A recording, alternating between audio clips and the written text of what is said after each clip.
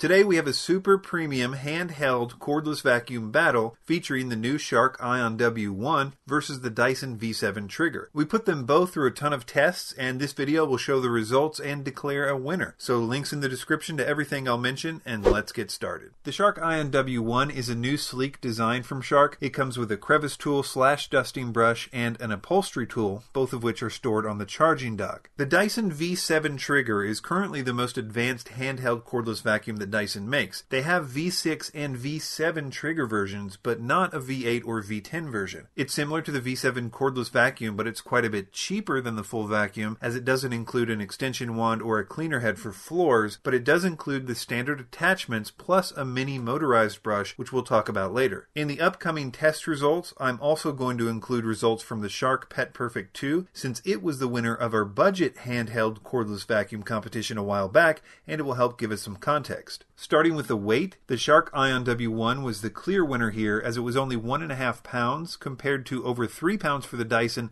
and 2.7 pounds for the Pet Perfect 2. I really like the feel of the lightweight W1, but this sleek lightweight design does come with a cost. For example, the dustbin size on the Shark W1 was extremely small at about half a cup, compared to about 2 cups on both the V7 Trigger and the Pet Perfect. It was small enough that I would say that the W1 is really only meant for small messes, not big cleaning jobs. The W1 did have a one-button bin release, which was pretty cool and seemed to work well. The Dyson V7 Trigger has the same bin emptying system found on most Dyson cordless vacuums, which is fairly well designed and is not prone to stuck debris, though it does happen occasionally. We tested their suction and airflow and found that the Dyson was the most powerful, with 45 CFM of airflow on high power and 22 CFM on low power. The Sharks both only had one power setting, and oddly the cheaper one, the Pet Perfect 2, was more powerful with 43 CFM to only 26 CFM on the W1. The Dyson also had more suction power, but the Shark W1 was pretty powerful at 64 inches of water lift, which is higher than many upright vacuums. Despite the lower airflow and suction, the Shark W1 did really well on the various pickup tests.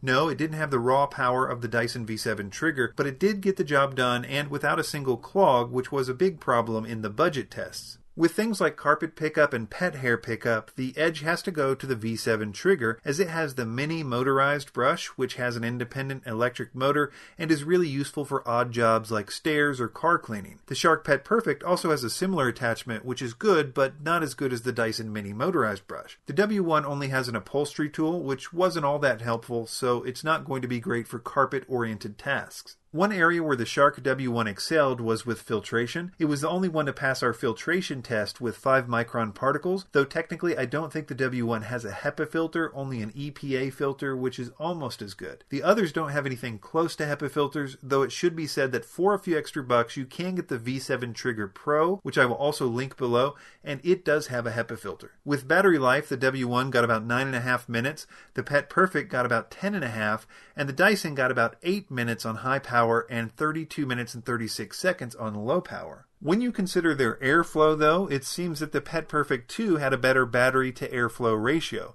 It's also interesting that the W1 only got 9.5 minutes at 26 CFM. I assume this is because they wanted to keep the weight down for the W1, so they didn't include a very big battery. I think it's important to point out that these two premium hand vacs are trying to accomplish different things. The Dyson V7 Trigger is much better for odd jobs and big messes with its larger dustbin, longer battery life on low power, the mini motorized brush, and more raw power. But the Shark W1 was mostly designed to be very lightweight and very convenient for small, quick jobs. It's also designed to be part of the house decor, whereas the others are more meant to be stored in a closet out of sight. That being said, there's no question that the Dyson V7 Trigger and the Shark Pet Perfect 2 are better performers. My choice of these two would be the V7 Trigger, as it was light years better in terms of quality, as well as having a better overall cleaning experience. So check the links for current prices, and consider a like if this video helped you out. If you want to see more competition videos like the ones on your screen, be sure to subscribe to Vacuum Wars. Thanks for watching.